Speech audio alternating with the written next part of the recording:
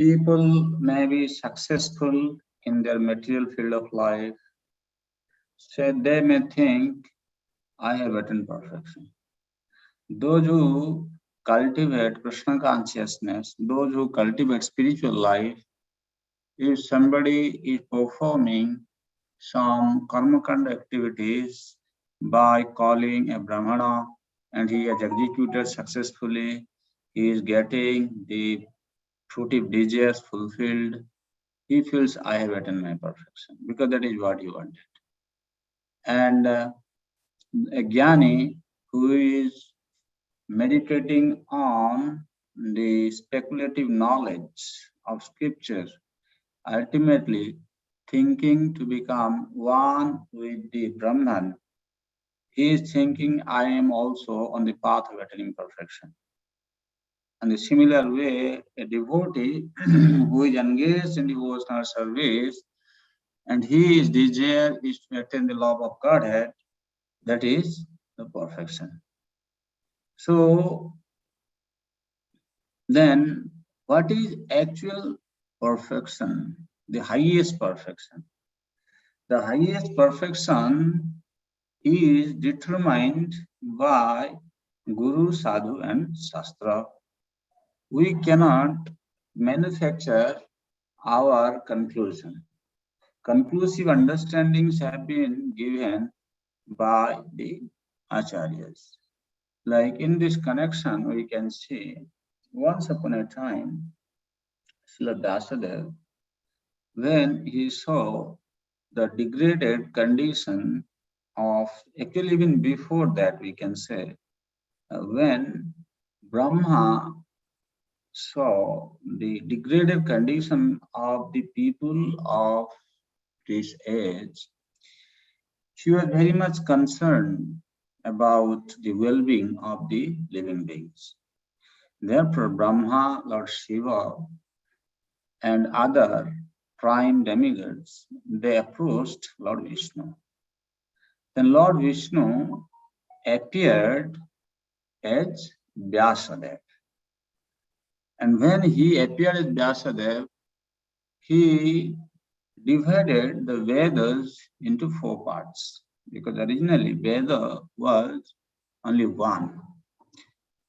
Since people intelligence is becoming degraded by the progress of time, therefore he divided the Vedas and he elaborately explained different undertakings to be taken by the living entities for their attainment of perfection. But after even dividing the Veda and giving so many types of injunctions in Shastra, he was not satisfied. And then his Guru Maharaj, Narad Muni, came to see him. When his Guru Maharaj found that my disciple, even though he was with a desire to bring satisfaction and happiness to all the living entities, to help the living entities to become free from the material miseries, he divided the Vedas, he compiled the Puranas, but still he is not satisfied.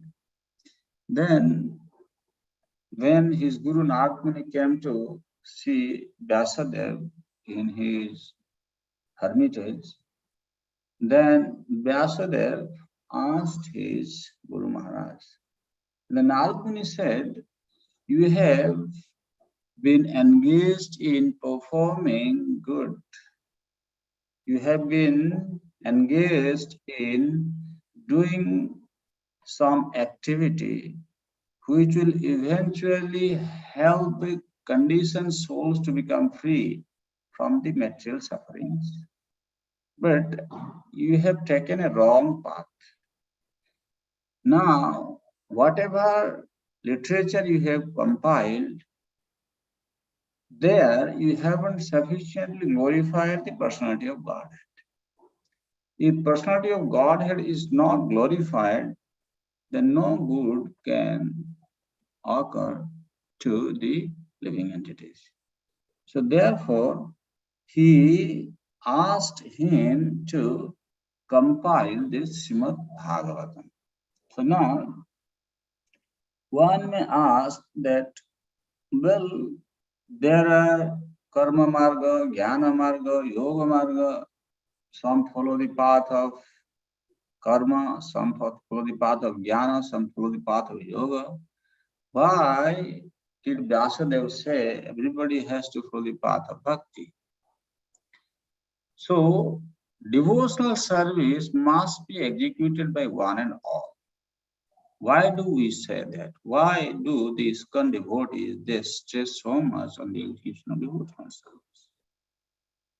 In Srimad Bhagavatam, it is explained that Mukha Bahu Rupadebhya Purushasya Smaisha Na Bhajanti Bhajananti Sthanat Bhrashta Patantyadha. All these varnashramis, like Brahmana, Kshatriya, Vaishya, and Shudra, they are born from the universal body of the Supreme.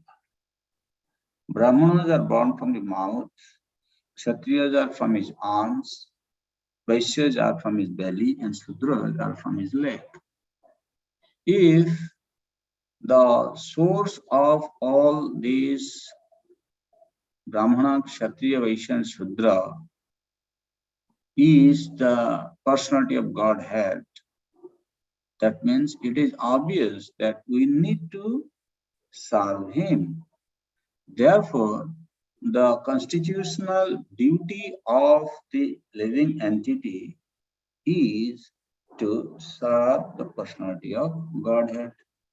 Since people who are inspired by their fruitive desires take to those ritualistic processes which help them to get their material desires fulfilled, that is not the solution to ultimately become free from the material misery. Because once the material desires are fulfilled and the fruitive desires are fulfilled, people try to enjoy the result of their work. And when they try to enjoy, they forget the personality of Godhead and they suffer. Therefore, without coming to perform devotional service unto the personality of Godhead, who is the source of everything, we cannot be happy. Therefore, Srila Vyasadeva told, Narmuni told Vyasadeva to compile Samhita. What is that Samhita? That is Bhagavatam, Srimad Bhagavatam. Anartho Porsamam Sakshat Bhakti Yoga Madhaksade Lokasya Janata Vidyam Chakre Satvata Samhita. These material miseries can be mitigated by the linking process of devotional service. People do not know this. Therefore, Vyasadeva compiled this Bhagavatam that is in relation to the supreme truth, Krishna. Now, what is the benefit or how one can attain the highest perfection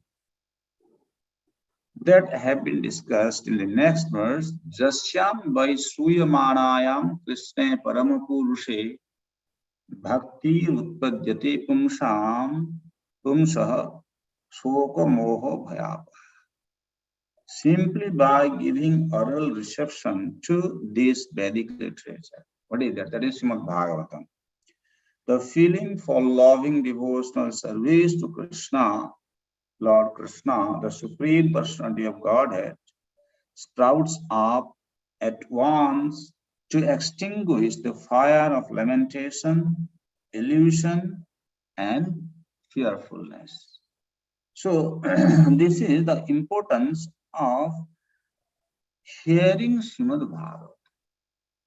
Jasyam by Suyamanayam. Anyone who is engaged in hearing Srimad Bhagavatam, what happens? Krishna Paramapurusha Bhakti Utpadyate. Loving devotion sprouts up unto the personality of Godhead. Krishna. And when the loving devotional service sprouts up, there is some secondary result automatically attained by such a sadhaka. What is that? Shoko, moho, bhayapa. It destroys the lamentation, illusion, and fearfulness. So, how it is happening? We will see that. So, we said attaining the highest perfection.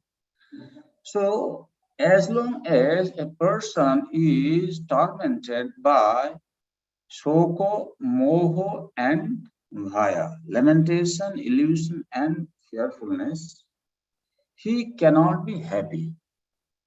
He cannot be satisfied. So now we need to understand what are those shoko, moho, and bhaya. Shoka have been defined by our acharyas as external suffering is internal suffering. Shoka. When a person sees some unhappiness or he is becoming unhappy because of some external situations, then he takes it as his internal, means he just keeps on hovering on that suffering for many, many days or years even. That is actually so-called. Or another way we can say, maybe one person had achieved something in the past and he has lost it. He is hankering to get the same object what he has lost in the past is going to bring him to lamentation. That is called lamentation. Okay. So we have seen in this material world, it is quite obvious for the living entities to suffer for what is not with him. He wants to attain what he has not achieved but it is lost now. Or external suffering seen in some people in their near and dear one, then they keep on taking it to themselves. It gives them lamentation. Then moho. Moho means anatmani atma buddhi. Anatma vastu. What is anatma vastu? This material body, when one considers this material body as self, that is called moho, illusion. Or the mind that is our own. That means when we get some object that can be in form of house, car, our children, wife, or husband, anything, any object in this world, and we claim this is mine, including our body, because Isavasya principle is everything is a property of God, even including our body and senses. Therefore, we are not the owner. Krishna is the owner of everything. So when he is the owner of everything, then he must be recognized. On the other hand, without recognizing him, we consider all these objects we own, then that is called moha. And bhaya means averse knowledge arising from seeing suffering to come. Means the future suffering. Suffering has not yet started, but he is thinking of how he is going to suffer because of this. That's why this pratikula jnana, averse knowledge. upon seeing uh, the suffering that is yet to come. So every person in this world are suffering by this lamentation, illusion, and fearfulness. So how, when one becomes freed from the sufferings of illusion, lamentation, and fearfulness, he can attain the highest perfection. Okay? So, Prabhupada is writing in his purport, there are various senses of which the ear is the most effective. This sense works even when a man is deep asleep. One can protect himself from the hands of an enemy while awake, but while asleep, one is protected by the ear only. The importance of hearing is mentioned here in connection with attaining the highest perfection of life, namely getting free from three material pangs. Everyone is full of lamentation at every moment. He is after the mirage of illusory things, and he is always afraid of his supposed enemy. These are the primary symptoms of material disease. And if it is definitely suggested herein that simply by hearing the message of Srimad Bhagavatam, one gets attachment for the Supreme Personality of Godhead Sri Krishna. And as soon as this is affected, the symptoms of the material disease disappear. This is very important. So, symptom of material disease is characterized here in three ways: Soko, Moho, and Bhaya. And these material diseases will disappear. How? By simply hearing Srimad Bhagavatam. That is going to be the first that we'll discuss. And what is that? In Chaitanya Mahaprabhu says, एक अंग साधे के हो साधे बहु अंग निष्ठा হইতে উপজয় প্রেমের তরঙ্গ. Mahaprabhu says some people they practice one anga of bhakti, or some others they practice many anga of bhakti. But as long as one does not come to the platform of nishtha, he cannot experience the waves of prema. Or in other words, either one practices one anga of bhakti or several angas of bhakti.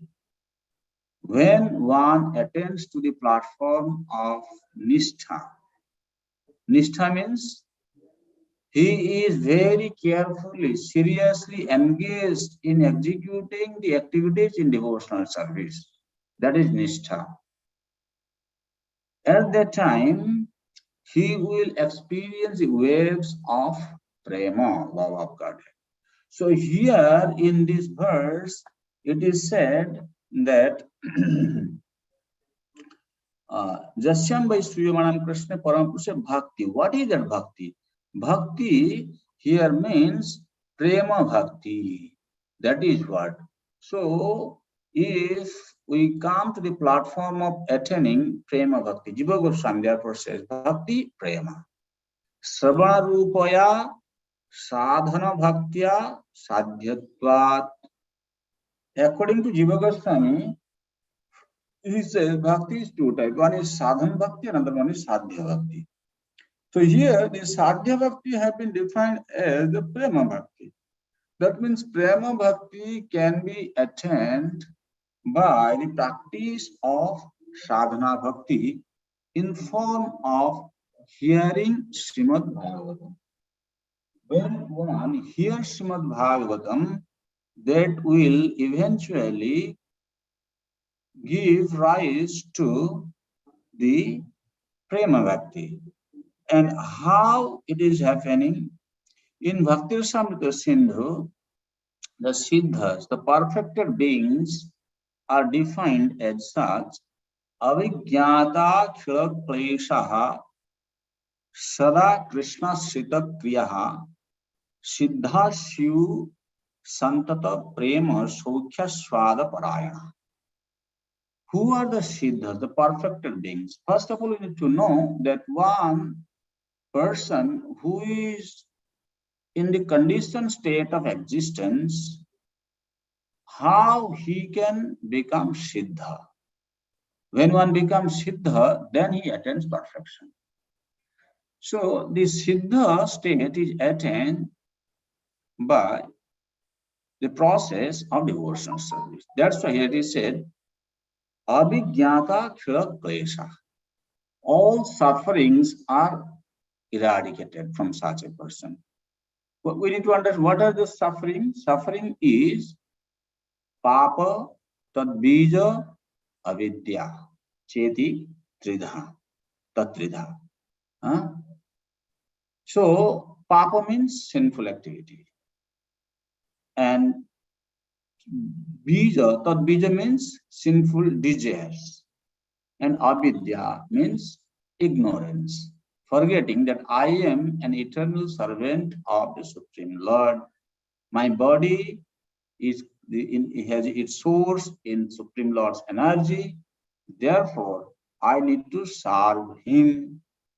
When one forgets this, that is called ignorance. That is avidya. Then he considers this body as the self, and anything related to this body is illusion, because he considers this body is me. So, avijnata khila klesha. Akhila klesha is eradicated. All material miseries are stopped. He doesn't commit any sinful activity. He doesn't have any sinful desires. He always remembers, I am an eternal servant of Krishna, or Krishna Chaitanya Mahaprabhu.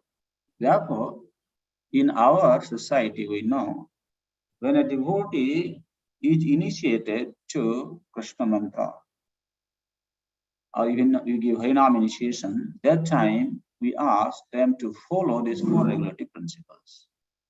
Why they are asked to follow these four regulative principles? This is eventually going to help one become free from the sufferings. That's why it's Abhigyata Klesha Sada Krishna Shrita Kriya. And such a person, such a devotee, is always engaged in performing some activities in relation to Krishna. Any activity he performs, he knows that I am doing it to satisfy Krishna. I am performing it on behalf of Krishna, in other words. Krishna wants us to do this, that's why I am doing this. He has this consciousness. And Santata Prema Sokhya Shraddha Parayana. He is always relishing in the happiness of the loving relationship with the Supreme Lord. Therefore, when one attains the platform of Prema Bhakti, that is the highest perfection. In this material world, some people, they think the relationship between a male and female member is called Prema. That is not actually Prema. The word Prema has its proper use when it is mentioned in terms of the relationship between Krishna and his devotees. Love exists between Krishna and his devotees through their reciprocal dealings, not otherwise. Therefore, When we have come to the platform of rendering loving devotional service unto the personality of Godhead, that is the attainment of highest perfection. And how that can be attained? Jasyam by Sruyamanaya. That's why Srila Jiva Goswami said this prema bhakti sprouts up through the process of hearing Srimad Bhagavatam. And when one hears Srimad Bhagavatam, there is a secondary result. What is that? Samsara nivritti. The impressions, or you can say, what is the samsara nivritti? The lamentation, illusion, and fearfulness, they remain, they are arising in somebody because of his past impressions. For example, one has committed a sinful activity. Let us take it, okay, in his previous life, or even before coming to Krishna consciousness, he was addicted to drinking. Okay, drinking is sinful activity. And after taking up Krishna consciousness, he has stopped it, drinking. But the impression is still there. And sometimes this desire comes up. Okay? Therefore, we have to completely eradicate the impressions. And how the impressions can be eradicated? This impression on one's mind of deeds performed and experienced in a former state of existence is called sanskara. Impression on one's mind of deeds performed means we perform some activity that leaves some impression in the mind. And experience in a former state of existence. We did something, we got some experience. These are called sanskaras. So these impressions, these sanskaras can be eradicated from the mind. These sanskaras are created in the mind.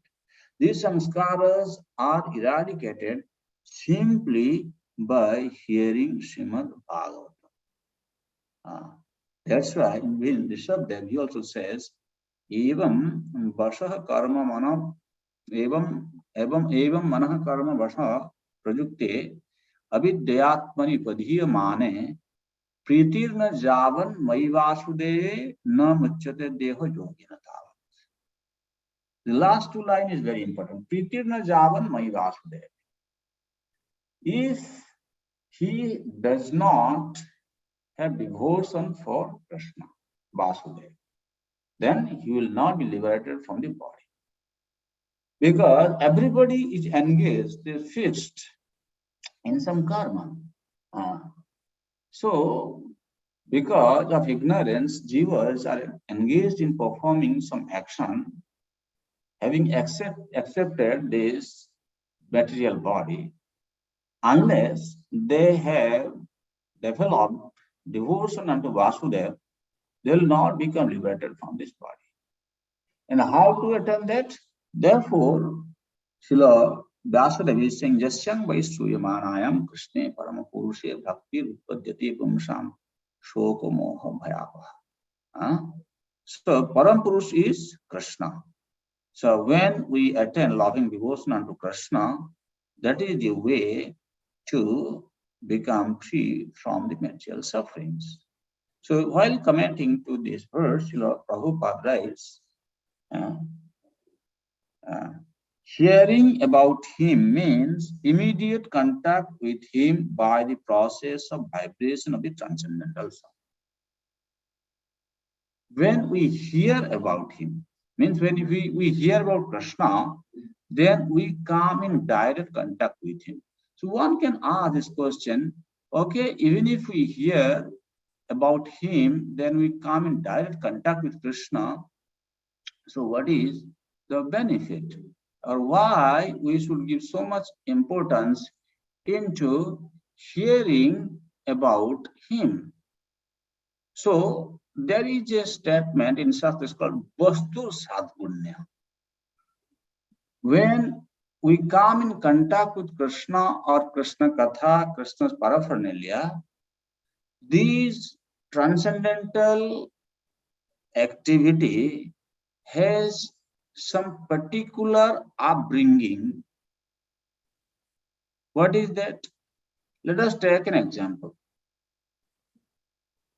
Okay, before we take the example, Krishna is Sachidananda Vigraha. Means there is no material touch in Krishna. So when we come near Krishna, we touch Krishna, we hear about him, that actually helps us to become free from these material effects.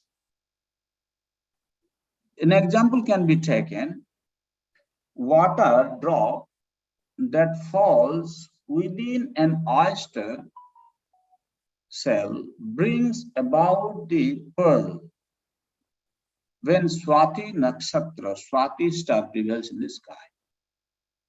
You know this.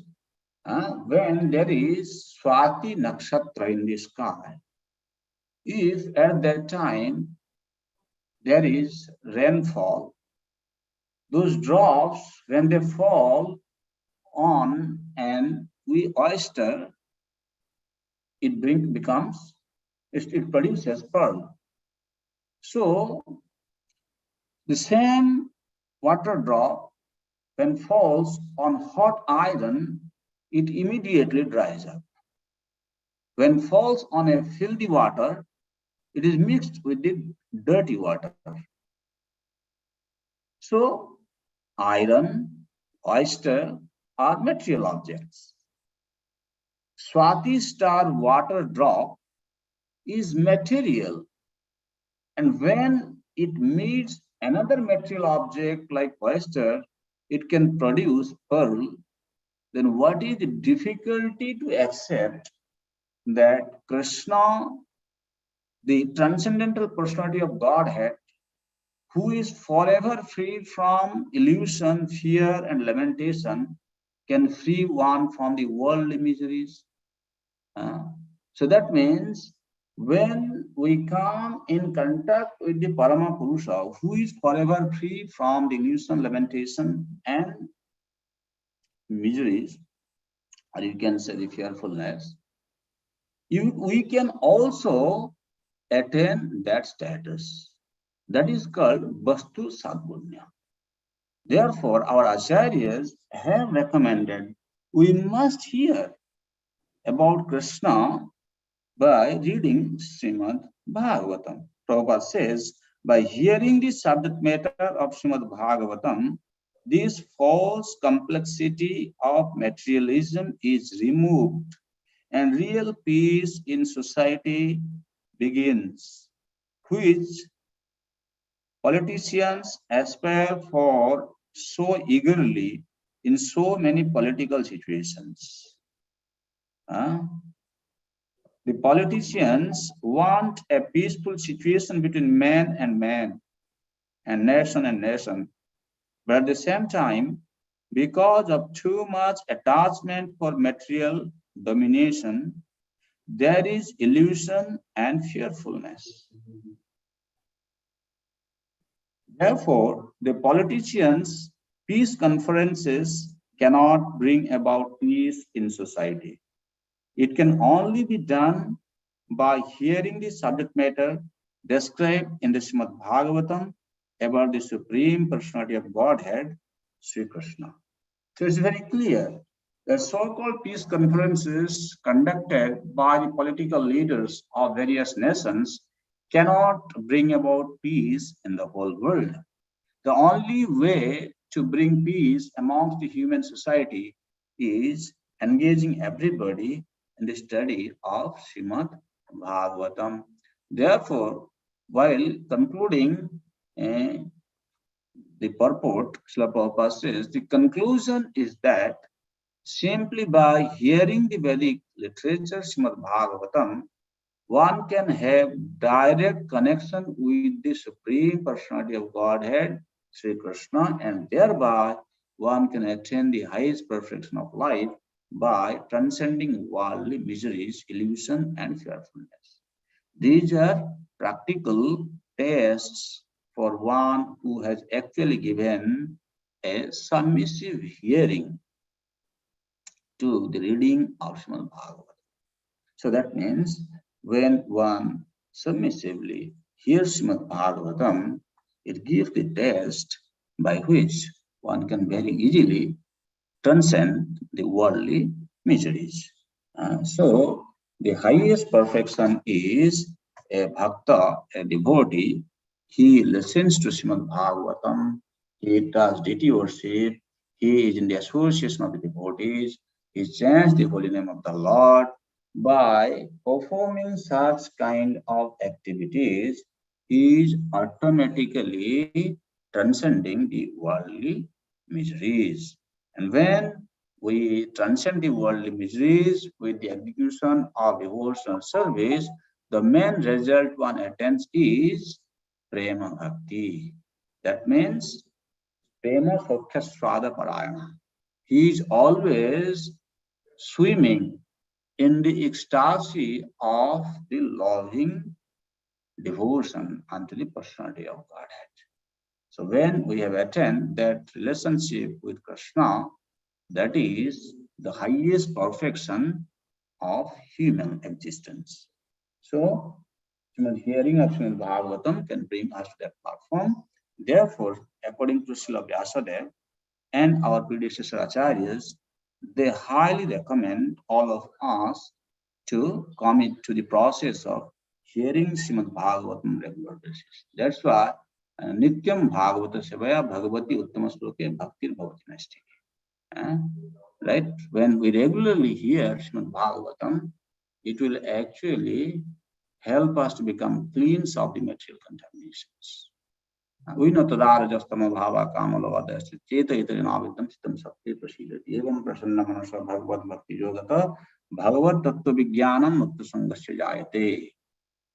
So Krishna, in form of uh, sound, he enters through our ears and cleanses the dirt that have been accumulated in our heart for many, many lifetimes. Therefore, simply by giving oral reception to Srimad Bhagavatam, our material miseries can be mitigated and the loving devotion unto Krishna will be established. That is the highest perfection of human life. So now let us invite some questions or comment, whatever you have heard so far. You have any question or comment? Oh, I have one question. May I go ahead? Yes, please go ahead. Yeah, Prabhu, actually, I agree with you that Srimad Bhagavatam can help us overcome Shoka, Bhaya, and Moha. But then, there's some parts of Bhagavatam which is very difficult to comprehend, like for second canto, for instance, where it's creation, destruction. So, how is a person, to approach those portions which, he or she can't understand, and what should be our attitude when we go through it? Because I tend to fall asleep, sorry to say this, whenever I hear those portions, right? I just find myself difficult to stay awake. Actually, you see, it's not that whatever is mentioned in Srimad Bhagavatam, everybody can understand it. Therefore, you need to understand or hear from these devotees who have understood it. Chaitanya Mahaprabhu says, Jao padho bhagavato sthane. Means you need to study Grantha Bhagavata under the guidance of Vyakti Bhagavata, a person Bhagavata. Uh, Bhagavatam is all sweet, I can tell you. Any, like you see, if you make a bird, out of sandesh, sweet, okay, wherever you kind of not eat, that is going to give you sweet taste, right? There is no different taste. Similarly, Bhagavatam is Krishna. That means it has got natural sweet taste in every word. Every verse is sweeter. So, because we don't have that understanding, that is why we fall asleep while listening. Because we are not able to find the rasa there. Therefore, we have to go to those who have understood it.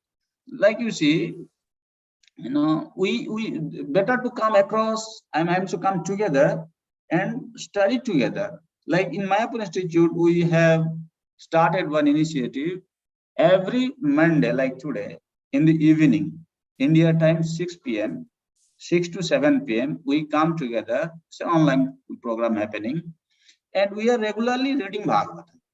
Then we discuss and we clarify the doubts. So this is how I have seen some devotees, they kind of, find taste and they understand this, subject matter clearly. So that is the way I would say. If you are not able to understand, join with some study group and understand from some senior devotees. Then there is some beautiful purports, no, Prabhu. Why is that still not helping out? I mean, by Prabhupada ji. No, actually, what is happening?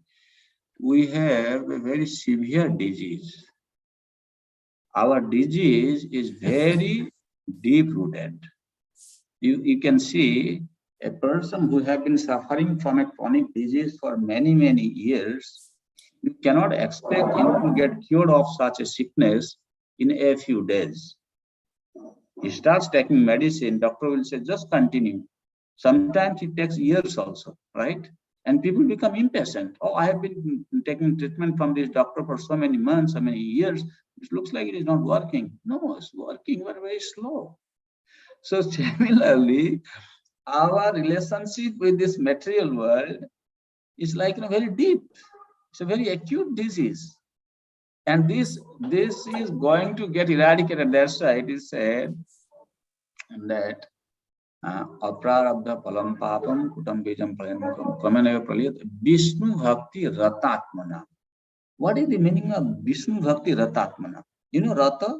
Rata is a Sanskrit word, means he is fully engrossed in executing. He is doing that, 100%.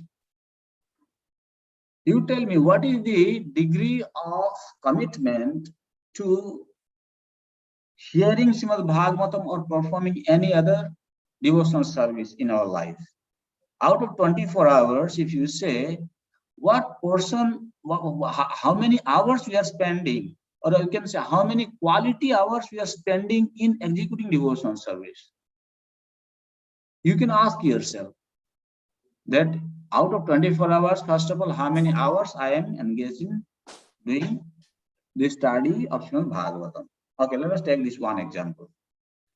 Then, if I am studying for 1 hour, what is the quality of my study? Then only we can question this, oh, it looks like it is not working. No, because disease is very acute and we are not able to connect with Krishna. Therefore, we are not able to understand the subject matter clearly. Therefore, we have to understand and connect with Krishna, establish the relationship through the devotional service. Then it will work and you have to cry for Krishna's help. Then only it will be possible. Otherwise, it is very difficult. Yes, Prabhu. Definitely. Question. In every means most of the chapters in Bhagavad Gita at the Bhagavatam at the end it is written that after reading this chapter you will get this benefit. So those benefits are materialistic benefits. Lot of benefit means very few of them are showing that you will get what you can love for Krishna. But many of them they say many of those chapters say that will become rich.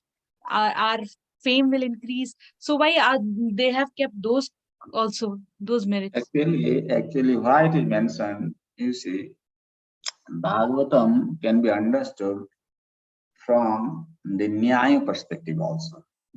You see, these Vedic literatures can be understood from different levels. There is one topic called Nyaya. Nyaya means logic. So when it is said that if you hear this, then you'll get so much material benefit. That means if I can just by once hearing this, I can get this much, then how much more I will get if I do more? Or not that the goal of hearing Srimad Bhagavatam is attainment of material benefit. The goal of hearing Bhagavatam is love of Godhead. It can give love of Godhead, and also as a secondary result, all these material desires also will be fulfilled. That is like here it is said, Jasyang by Suyamanam Krishna Paramapurusha Bhakti Utpadyate. That is primary result. That prema bhakti will arise, will sprout in one. But shoka moha bhayapa, when it arises, when prema bhakti arises, automatically he is going to become free from the lamentation, illusion, and fearfulness.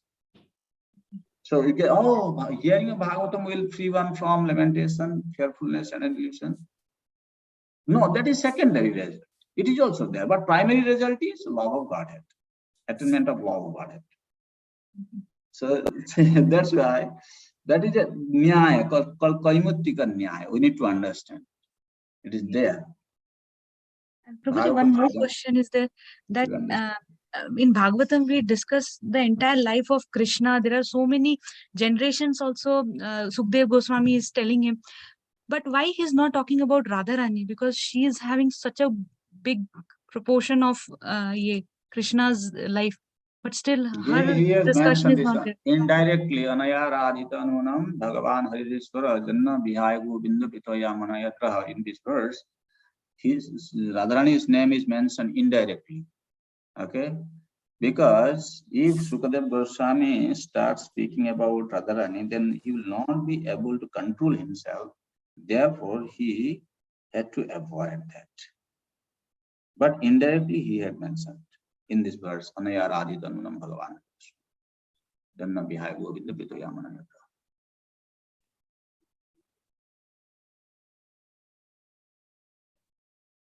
Any other question or comment? Prabhuji, I have two small questions. One is,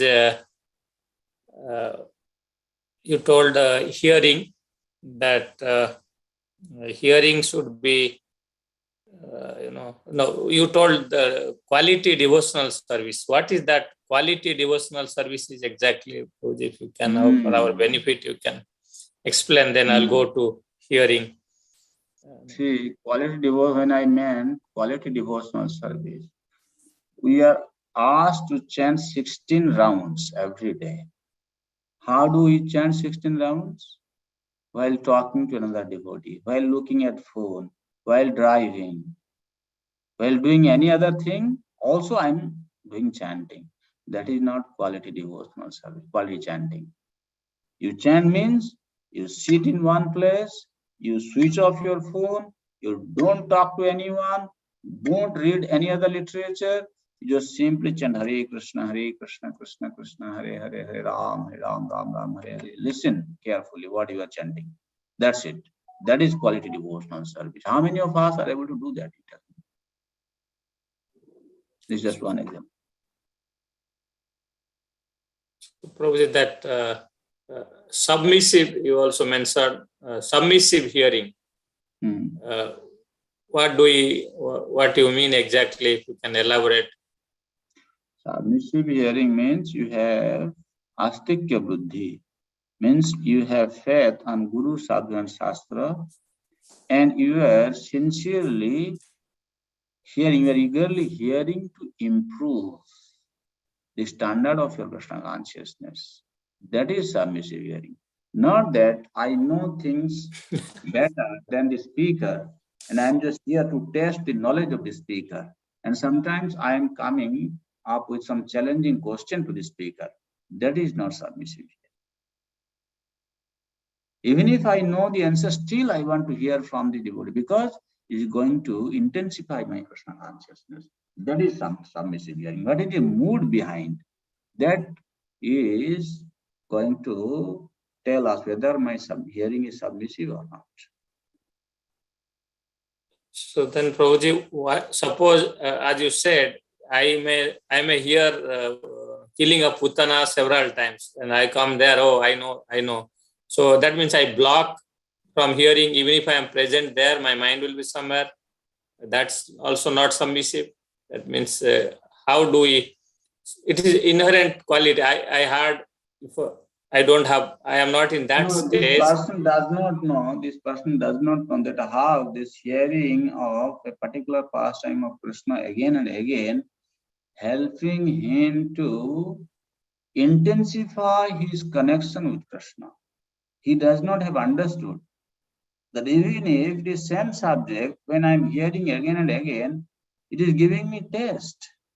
It is increasing my faith on Krishna. Not that it's just like a story, outside story. I once hear means I know it. There is nothing to know. Well, how can you know about Krishna? You can know that you don't know anything about Krishna. Krishna is not limited, he is unlimited. And what have you understood about his pastime of killing Putana? So if a devotee with a very submissive attitude is going, he's thinking that, oh, no, even though I won't hear again, because when I hear again, maybe I will come across some new points also, some new realization will come. And this is how my faith will be stronger. My connection with Krishna will be stronger. This is how faith becomes stronger, connection becomes stronger. If he has not understood this faith, then he is not submissive. And he is just puffed up. He's thinking, oh, I know. This is not something that material story, once you have heard, then you know it, and you can repeat it like a puppet. No, that's not. Like a parrot. You can repeat it like a parrot. It's not like that. Thank you, Prabhuji. So anybody would like to ask, maybe it's already late for Prabhuji. So anybody would like to ask one or two questions or any comments? Feel free, Prabhu. Rajnan Prabhu, are you there? Yeah, Prabhuji, I'm here. Prabhuji, if you have to pick one of the Bhagavatam, which one you say? I started with 20th. So, like, if you have to start, the one that can get like a gist of it, which one you say, Prabhuji? I don't understand. Like, Bhagavatam have different, Cantos.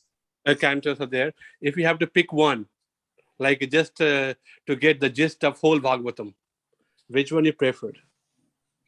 Depending upon the qualification of the devotee. Try to understand this. Not like, we are new devotees. Think this way.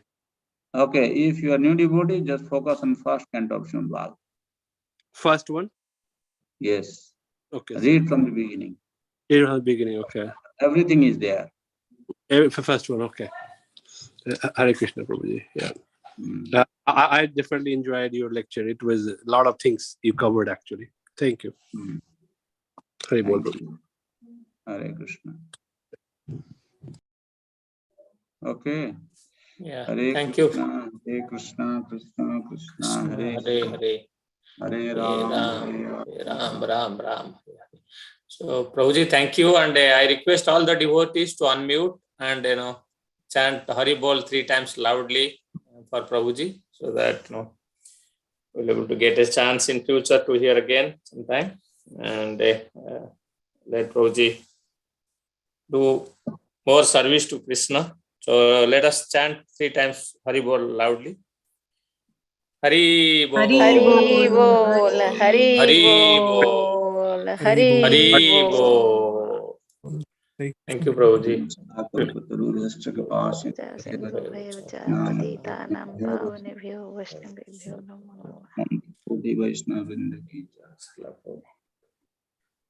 Thank you, Prabhuji. Hare Krishna.